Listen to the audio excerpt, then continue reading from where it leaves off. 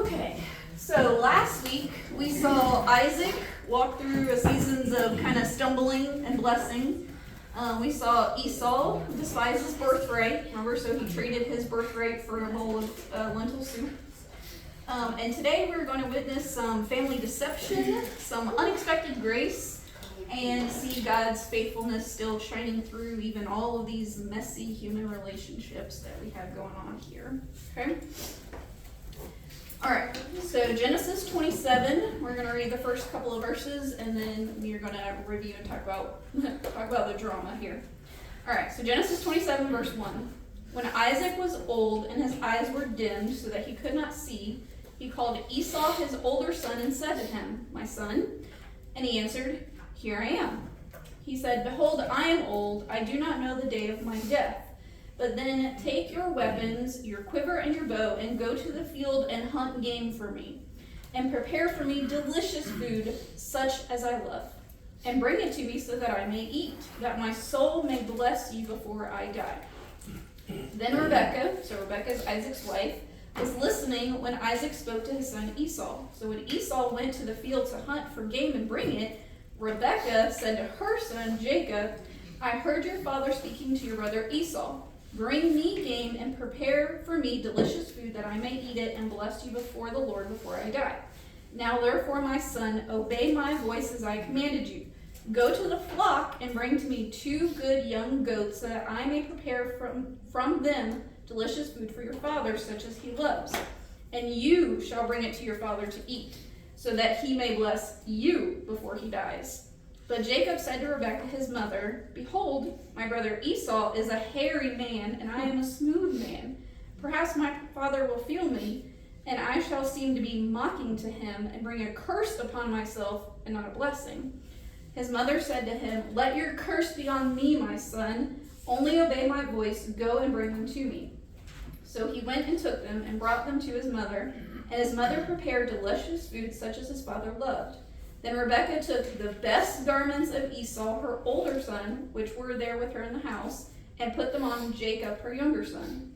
And the skins of the young goats she put on his hands and on the smooth part of his neck, and she put the delicious food and the bread, which she had prepared, into the hand of her son Jacob. Okay, so let's pause right there. So Isaac is old. We find out that he has gone blind, or at least mostly blind, and he thinks he's about to die. And what we don't get from the verses here is why he thinks he's about to die. But if we do some Bible math, we find out that he is 137 years old. So A, that's old. But 2, 137 is when his older brother Ishmael died. He died at 137. So Isaac is kind of putting all of this together and going, it's probably my time to go, so I need to take care of some things. But what we find out through some more Bible math is he will live for another 43 years before he dies. Okay? So he's not quite there yet, but he really is feeling like he's going to die. Okay? So God made it clear to Rebekah that Jacob was going to be the chosen son. Remember, he's the younger son. They were born on the same day, but Jacob is the younger son. And God told Rebekah that he would rule over Esau, okay? So Isaac, remembering this, decides he's going to take matters into his own hands because which one is the son he loves? Esau. And why does he love Esau? He makes really good food out of the hunting and gathering, and I want meat, okay? That's my man. So he loves Esau. Okay, so he wants to bless Esau. Esau has given up his birthright, so he doesn't get to inherit some of the things. But now he has this blessing. So Isaac said, "I'm going to bless you." Okay? Isaac know that Esau gave up his birthright? Yeah. Okay. Oh, yeah. Yeah, you kind of have to tell Dad about that.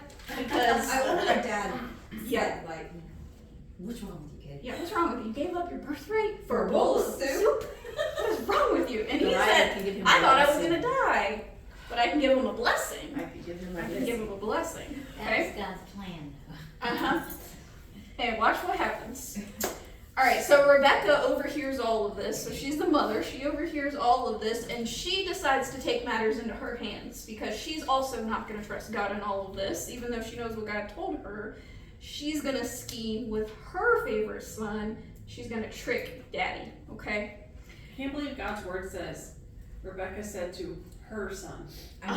Yeah, I was thinking that too. I'm like, are they a blended family? Oh no. Oh no, Yeah, well, make sure remember, it's favoritism. we have favorites. Oh, they're twins. They're twins. Yes. Of Isaac and Rebecca. But Isaac says, I missed. Esau's my son, and she says, Jacob is my son. So they're playing favorites here. So one of each of them got a boy. Okay. Yeah, His so and hers. you can hear the tension that is already in this family and stirring up the family drama, that they definitely have favorites, and they make it very well known of which one is their favorite, okay?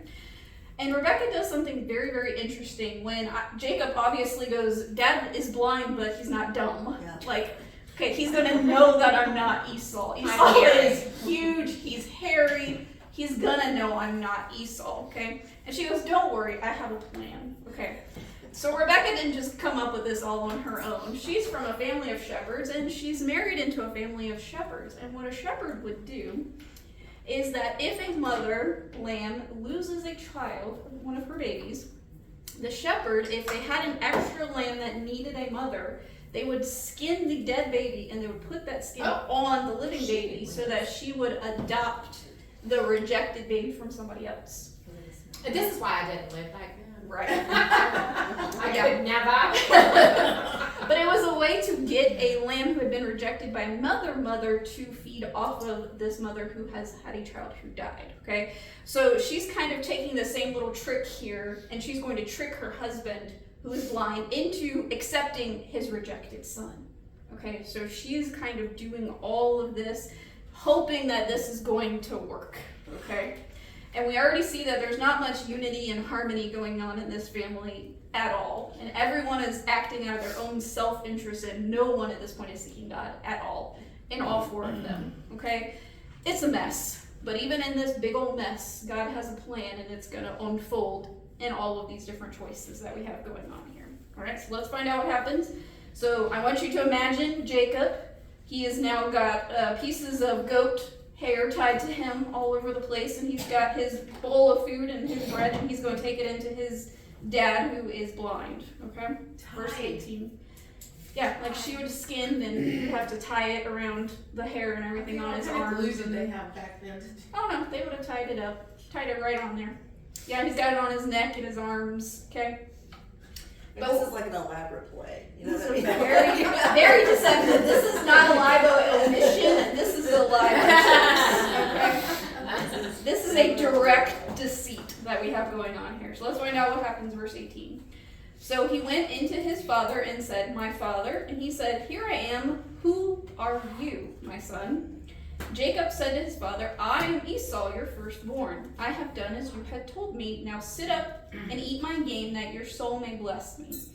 But Isaac said to his son, how is it that you have found it so quickly, my son? He answered, because the Lord, your God, granted me success. Then Isaac said to Jacob, please come near that I may feel you, my son, to know whether you are really my son Esau or not.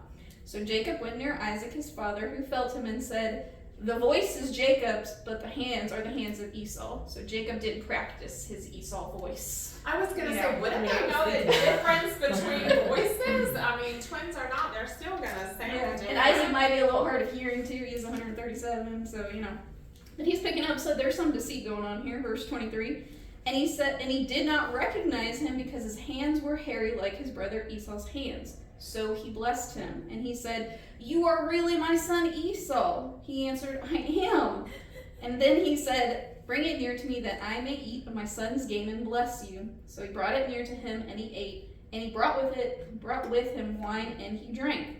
Then his father Isaac said to him, come near and kiss me, my son. So he came near and kissed him, and Isaac smelled the smell of his garments and blessed him. So you kind of get like a Little Red Riding Hood wolf kind of thing going on. You hear those little hints there of like, come on closer, I want to smell you now. What's I felt you, I want to funny smell is you. he automatically in the back of his mind just assumes Something's not something. right, yeah. But to But be okay. That naive. But he was old. He's, yeah. So when you get old, you don't really He really wanted to believe that this is easily Isaac. convinced, you know. Yeah. Alright, so this is how he blesses Jacob. See, the smell of my son is as the smell of a field that the Lord has blessed. May God give you the dew of heaven and of the fatness of the earth, and plenty of grain and wine. Let people serve you, and nations bow down to you. Be Lord over your brothers, and may your mother's son bow down to you. Cursed be everyone who curses you, and blessed be everyone who blesses you. So yes, he did get a little dish into his wife there. Because he said, oh, your mother's child is also going to bow down to you. He's kind of, ribbing there to a ploy on Jacob. Alright, so Jacob is just bold-faced lying to his daddy, okay? He has been completely deceptive. And if y'all think y'all families have drama, we have the drama right here, okay? So Jacob lies repeatedly in this. You hear him multiple times repeating lies to his father, going out of his way even to say that the Lord, Isaac's God, is the one who gave him this blessing, okay?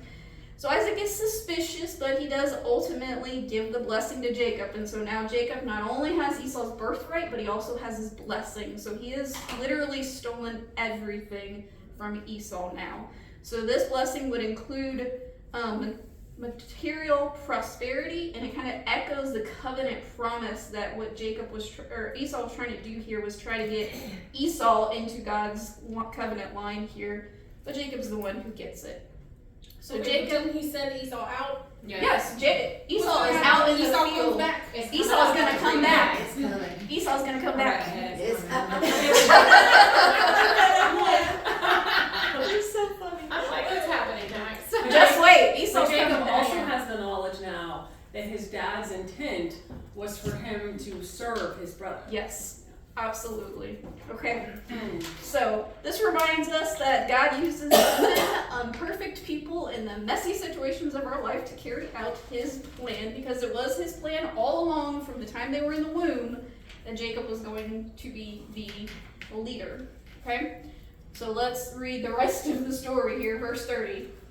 As soon as Isaac had finished blessing Jacob, when Jacob had scarcely gone out of his presence, so he takes off running, okay, of Isaac his father, Esau his brother came in from hunting.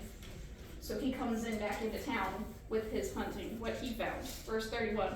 He also prepared delicious food and brought it to his father, and he said to his father, "Let my father arise and eat his son's game, that you may bless me." His father Isaac said, "Who are you?" He answered, "I'm your son, your firstborn Esau." Then Isaac trembled very violently. He's quaking in his boots because he just realized he's been deceived. And he said, "Who was that then that had that hunted game and brought it to me? And I ate it before you came in, and I blessed him. Yes, and he shall be blessed." As soon as Esau heard the words of his father, he cried out with an exceedingly great and bitter cry and said to his father, "Bless me, even me also, my father." But he said, "Your brother came deceitfully, and he has taken away your blessing." Esau said, "Is he not rightly named Jacob? For he has cheated me these 2 times. He has taken away my birthright, and behold, now he has taken away my blessing." And he said, "Have you not reserved a blessing for me?" Isaac answered and said to Esau, "Behold, I have made him lord over you, and all his brothers I have given to him for servants, and with grain and wine I have sustained him. What then can I do for you, my son?" Esau said to his father, "Have you but one blessing, my father? Bless me, even me also, my father." And Esau lifted up his voice and wept. Then Isaac his father answered and said to him, "Behold, away from the fatness of the earth shall be your dwelling, and away from the dew of heaven on high. By your sword you shall live, you shall serve your brother. But when you grow restless, you shall break his yoke from your neck." Now Esau hated Jacob because of the blessing with which his father had blessed him. And Esau said to himself, "The days of mourning for my father are approaching, then I will kill my brother Jacob." But the words of Esau, her older son, were told to Rebekah, so she sent and called Jacob, her younger son, to him, and said to him, "Behold, your brother Esau comforts himself about you by planning to kill you.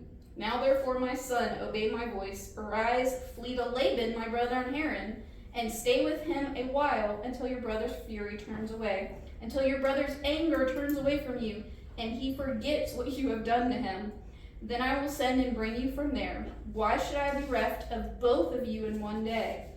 Then Rebekah said to Isaac, "I loathe my life because of the Hittite women. If Jacob marries one of the Hittite women like these, one of the women of the land, what good will my life be?" Okay, so Esau returns. It's a little too late, okay? He discovers that Jacob has once again deceived the family and gotten his blessing from his father. And Esau is just devastated. He gives this bitter cry because he wants the blessings. He doesn't care about the covenant. He cares about all that material gain and blessing from the blessings and all of those things. And he But plots what to kill did Jacob. Jacob care about? The same? Probably the same, yeah. Because you see Okay. that he's being very deceptive in all Right. of this. It's not really about God and his relationship with Okay. God and the I didn't covenant think line. so. Yeah. Okay. Okay, so Esau plots to kill Jacob, and if Esau firmly believes that Isaac is getting ready to die too, because he's saying, "I'm grieving over my dad is getting ready to die, and Jacob is here trying to deceive and get all of this stuff here," so he comforts himself by plotting a murder. Okay, so I know, grief is kind of weird, but please don't plot murder while you're dealing with grief. Okay, that's not a healthy choice. But we do see that here we do see that here in Esau, that he comforts himself in his grief by plotting murder, okay? So Rebekah hears about all of this, and she decides to intervene again, and she just wants to send Jacob away just for a short time. Just, if your brother will get over this, he won't be so angry, he'll process his feelings, and then you'll get to come home. Well, it turns out that Jacob's actually going to be gone for about 20 years, and she never sends for him to come back because Esau never really shows any signs of, dealing with all of this stuff. So the consequences of sin just ripple through this family. You have broken trust and separation and sorrow and pain and division, and God's plan is moving forward in all of this mess. All right, so let's find out what happens when Jacob leaves and flees to go visit Uncle Laban. But is it, that last verse, I always wondered if, like, one more line, like, so, I does wonder if Isaac that not, just does seems I, random. it was not random, but did Isaac not know that Esau was gonna kill him? Only Rebekah knew? Because then Rebekah basically lies and says, Mhm. I don't want him to marry a Hittite Mhm. woman because it's so, they're gonna be They're whatever. making my life miserable. So let's send him somewhere else. Yes, and so it ties to the next verse, which is what we're going to talk about. Yeah, I should have stopped there because What I said was, that's what I meant, that the random comment about marrying somebody Oh, was no, I like, just it was didn't just so, know. I was like, okay, we talking about plot and murder, and now you're worried about who he gonna marry. Yeah, so she is being deceptive there because Okay. Esau has married 2 Hittite women, 2 Canaanite women, Okay. and they're just making Isaac and Rebekah's life miserable, and so Okay. she's gonna twist that to her husband and say, I don't want Jacob to marry one of those ladies because my life's gonna be even more chaotic if I Okay. bring another one of those women into my house. And didn't they have to move too because of the wives were just awful to them? Yeah, but they're kind of, you bring the wife into the family, so they're coming Yeah. along for the ride. Yeah.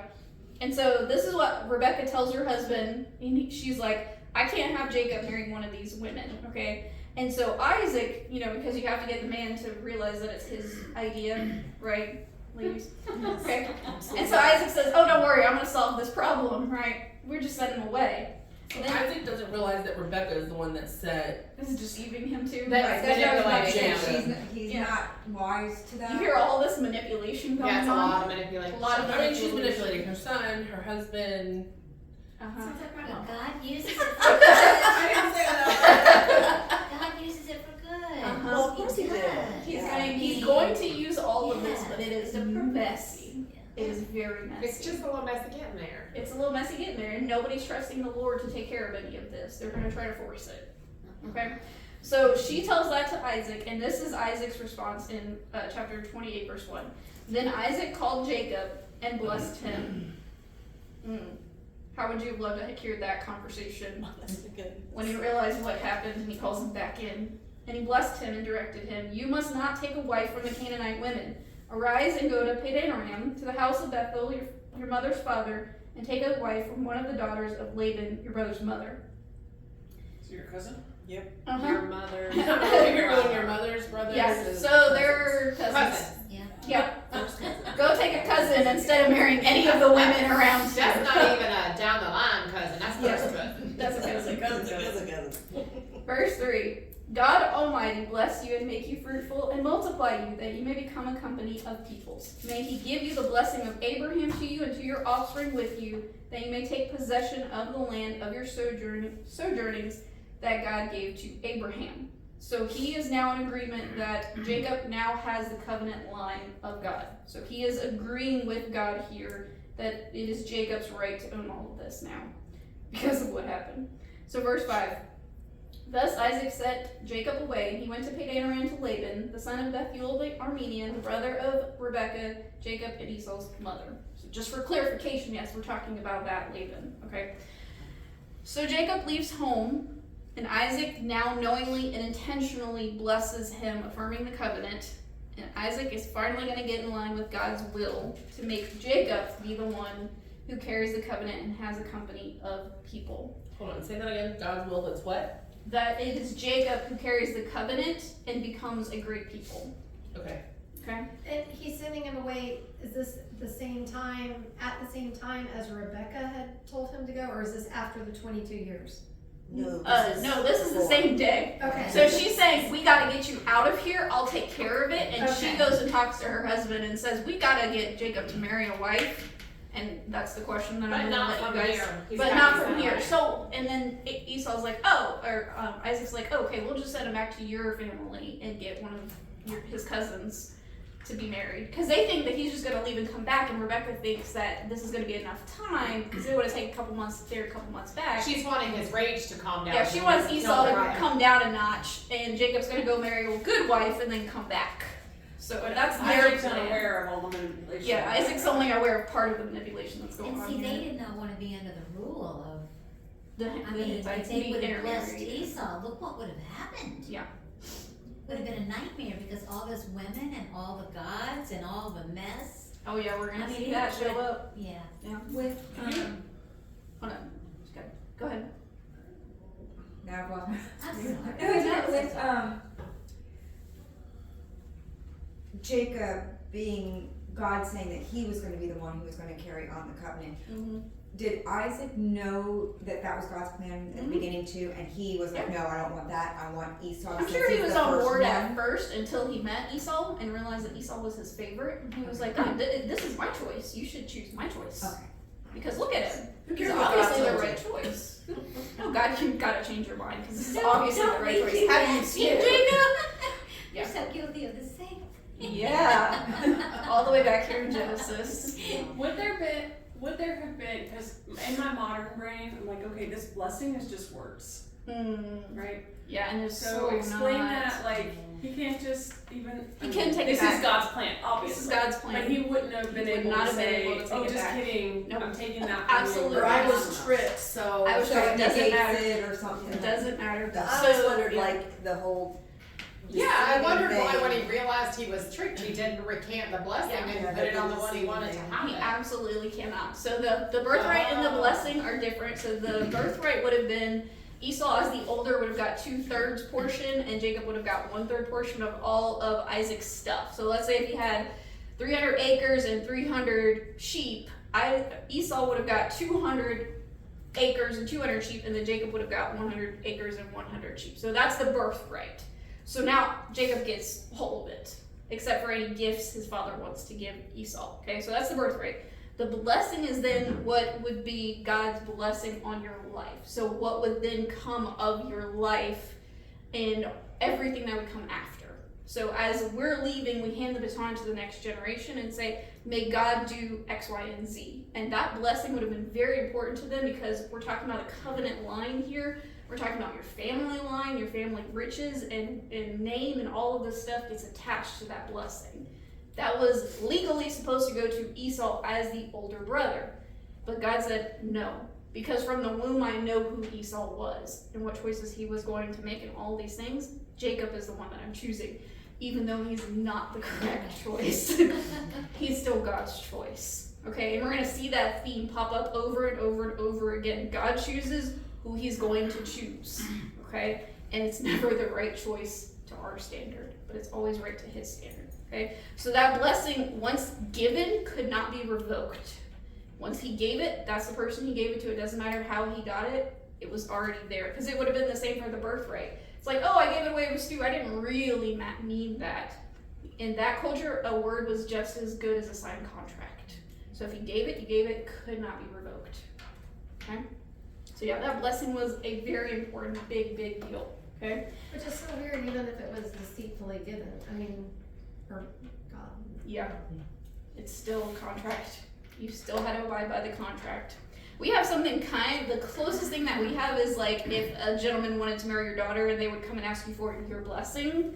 It's kind of the same thing. You know, you're going, yes, I agree with you. Yes, I'm going to be supportive. Yes, I'm going to, hope that your life, produces all of these good things. That's the closest that we have to it. But it would have been like contractual obligation. But we gonna change our mind real quick. But you can change, yeah, we can change our mind real quick. We get that real quick if something goes wrong. But then and there, their word was a contract. It was a deal, and you could not void it. Okay? All right, so great questions. All right, so Rebecca's hope is that Jacob's going to just go away for a couple months or a little bit of time, get a wife, and come back, and Esau's going to kind of calm down about this whole situation. That doesn't happen. That's her hope. It doesn't happen. Okay? So let's read about a little detour for both Esau and Jacob here. Verse 6. This is what Esau does. Now Esau saw that Isaac had blessed Jacob and sent him away to Padan-aram to take a wife from there. That as he blessed him, he directed him, you must not take a wife from the Canaanite women. That Jacob had obeyed his father and his mother and gone to Padan-aram. So when Esau saw that the Canaanite women did not please Isaac his father, Esau went to Ishmael and took as his wife, besides the wives that he had, so this is his third wife, Mahalath, the daughter of Ishmael, Abraham's son, the sister of Naboth. Time out. Who took a wife? Esau. A third wife? Yes. Okay. So he looks around and he You heard about goes, the first two and I missed it? no, he's, Okay. They were just told that he had. they were told that he has the two wives. So this is like Okay. a chapter or two ago that he got two wives from the Hittite women. Okay.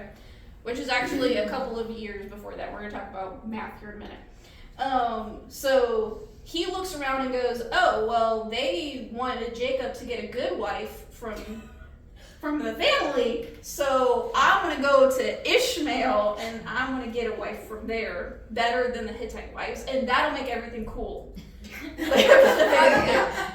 So you see more manipulation here. What a mess. Yeah, I'm going to get back into mom and dad's good graces, and I'm going to go Grandfather's half brother. yeah. And go get a wife. Go get a wife On from the other Ishmael. side. Because I'm not traveling all the way to Padan-aram to go get one from up there. I'm just going to go to Ishmael's family and I'm going to go get a third wife. And hopefully mom and dad will think that I'm great after this. So is that third wife gonna replace wife 1 and 2 No, as like the top no. as the top wife? That's just number 3. So these are lateral wives. And that shows his character. Yes. If you really think Yes. about who he would. I mean, this Yeah. really, Listen, Yeah. he was flying This when I is was his getting character. This is going to solve all of my problems. I'm just going to bring in a third wife. Isn't that what we Wow. do when we get ourselves in trouble? yeah. Right? We try to fix it. We're gonna double fix it. down. And we just Yeah, double down. If we're going to double down, I'm going to get the good wife. The right wife. If I just keep marrying these women, I'm going to get the right one. And mom and dad are going to think that's great. Yeah. Can you imagine So all the another wives and relative. all the He was I real mean, smart. Right, yeah. These poor wives. The third one walks in and she's She's like, like, oh, welcome to the show. And that shows just what happens. Welcome to the family. Welcome to the family. So she is the sister of Ishmael's oldest son. So she How I is. met your mother. Exactly. All right. So let's read about Jacob's little detour, and then I want to show you some math, because just wait, we have more math coming. All right. So verse 10. Then Jacob left Beersheba and went to Haran. He went to a certain place and stayed there that night because the sun had set. Taking one of the stones of the place, he put it under his head, he was camping, and lay down in that place to sleep. And he Stone for a dreamed. pillow. A stone for a pillow, yep. Okay, so he dreamed, and behold, there was a ladder set up on earth, and the top of it reached to the heavens. And behold, the angels were ascending and descending on it. And behold, the Lord stood above it and said, I am the Lord, the God of Abraham your father, and the God of Isaac. The land on which you lie I will give to you and to your offspring. Your offspring shall be like the dust of the earth, and you shall spread abroad to the west, and to the east, and to the north, and to the south. And in you and your offspring shall all the families of the earth be blessed. Behold, I am with you, and will keep you wherever you go, and I will bring you back to this land. For I will not leave you until I have done what I have promised you. Then Jacob awoke from his sleep and said, Surely the Lord is in this place, and I did not know it. And he was afraid, and he said, How awesome is this place! This is none other than the house of God, and this is the gate of heaven. And I wish the Bible stopped right there, because Jacob then wakes up in the morning in verse 18. So early in the morning, Jacob took the stone that he had put under his head and set it up for a pillar and poured oil on top of it. He called the name of the place Bethel, but the name of the city was Luz at first. Then Jacob made a vow, saying, If God will be with me and will keep me in this way that I go, and will give me the bread to eat and clothing to wear, so that I come again to my father's house in peace, then the Lord shall be my God.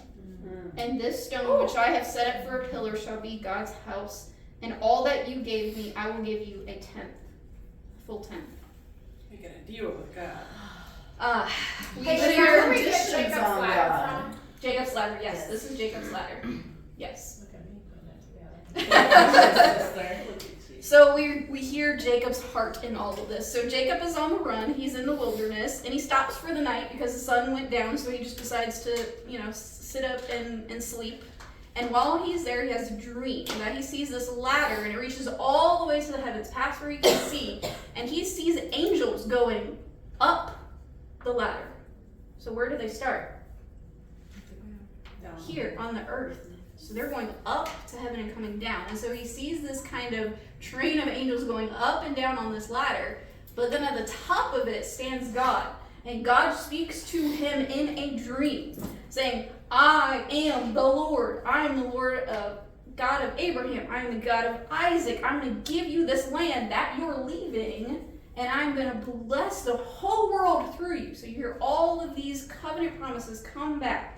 And he says, I'm going to be with you, and I'm not going to leave you for a second until I finish everything that I've promised you. And Jacob wakes up It goes. and goes, you know what, God, if you're going to be with me, and if you bring me home in peace, and if you bring me food, and if you bring me clothes, then you will be my God. So he is making his relationship on God conditional, that not only God takes him to Padan Aram, brings him back, and does every promise that he's ever kept, then you'll be my God. Is it conditional because he doesn't yet believe and he's working through that? Mm-hmm. Okay. Can you imagine if you had a dream and God spoke to you and said, I'm the God of your grandfather, and I'm the God of your father, and I'm going to be with you, and I'm going to bless you, and I'm going to be with you every moment of every part of your life. And you go, that's great. If you fulfill all that, then I'll call you my God. We hear Jacob's character in that.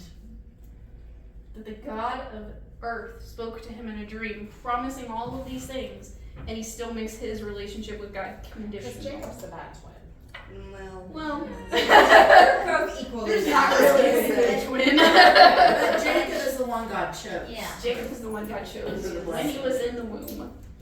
And Esau deceived the dad and got it instead, or no? Jacob- I got it Jacob backwards. is the backwards. deceiver. Okay. Jacob is still the deceiver. Esau's Okay. not innocent in all of this, but yeah, Okay, he is being deceived. Esau's the one But that the gave his parents birthright seem to away. play them Okay. off from the very beginning and somewhat created the whole.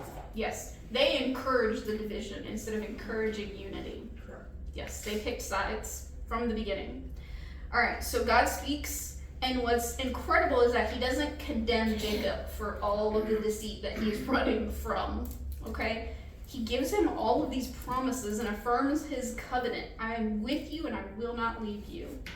And Jacob's response is to set up an altar and to pour out an offering to the Lord, but then he makes a vow that is not only half-hearted, but is super conditional, like a lot of us today.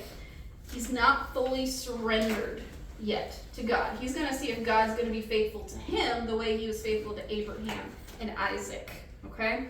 But God is patient. He's not done with Jacob yet, okay? So we find out that God's plan is not dependent on perfect people. Thank God for that, okay? God is still faithful even when we fail, and he meets us in these unexpected places, in brokenness, in fear, in all kinds of different situations, where God is still the same God. All right, some